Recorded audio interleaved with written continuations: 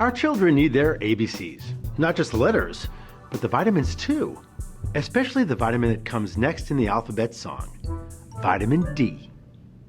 Vitamin D is considered the sunshine vitamin. The reason is that when you go out in the sun, you make vitamin D. The cells in your body have something in them that actually converts into vitamin D. It's circulated in your blood.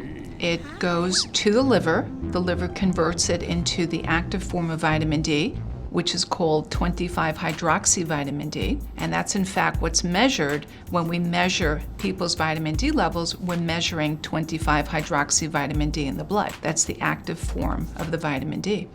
And then from there, it creates its magic at different levels in the bone, in the muscle. It even, has been touted as being protective against certain forms of cancers. So it is an important vitamin.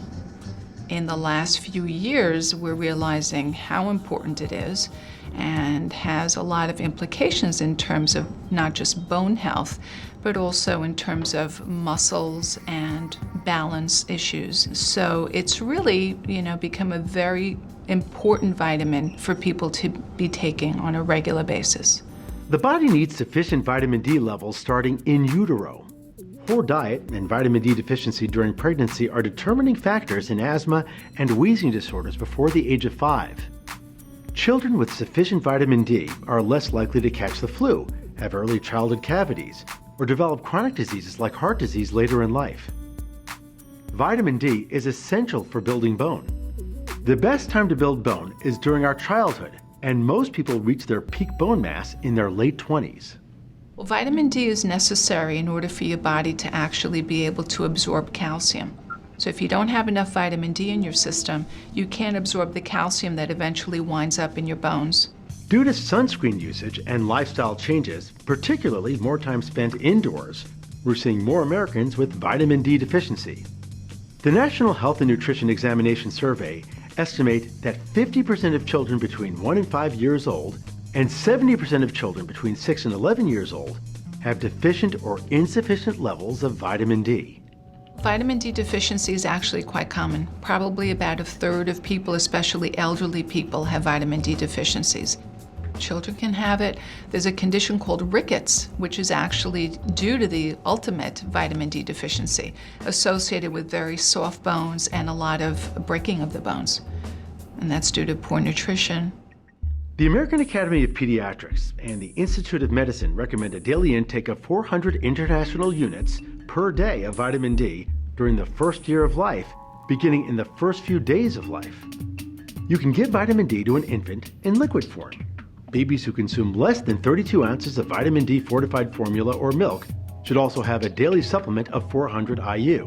Once a child is weaned, a vitamin D supplement is still needed throughout childhood and adolescence if they're not receiving enough vitamin D through their diet. Children over age 1 are recommended at least a 600 IU dose. You can pick up the pill at a drugstore. Generally, I recommend that people not get just sort of any brand name that's, 1,000 pills for $5, but something that is a reliable brand. Even a CVS brand or some other pharmacy brand is fine. Sometimes it comes in a gelatin form, and some people feel that the gelatin form might be better than the tablet form in terms of the absorption.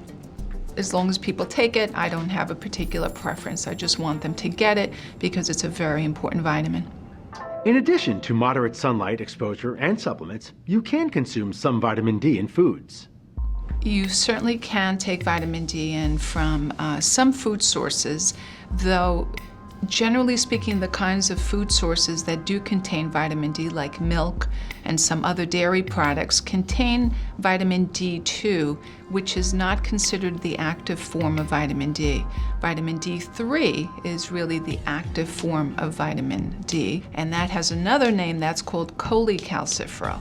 So I usually tell people, forget about consuming enough milk in order to get your vitamin D. You really either need to go out in the sun for half an hour, or you need to take vitamin D by mouth. Oily fish, beef liver, cheese, egg yolks, and some mushrooms have the highest vitamin D content. Now, I don't know about you, but I can't imagine too many kids clamoring for beef liver. You can try foods that are fortified with vitamin D, such as milk, cereal, orange juice, and yogurt, if your child isn't such an adventurous eater. I'm Dr. Mike Rosen, and you're watching the eHealth Network. Stay healthy.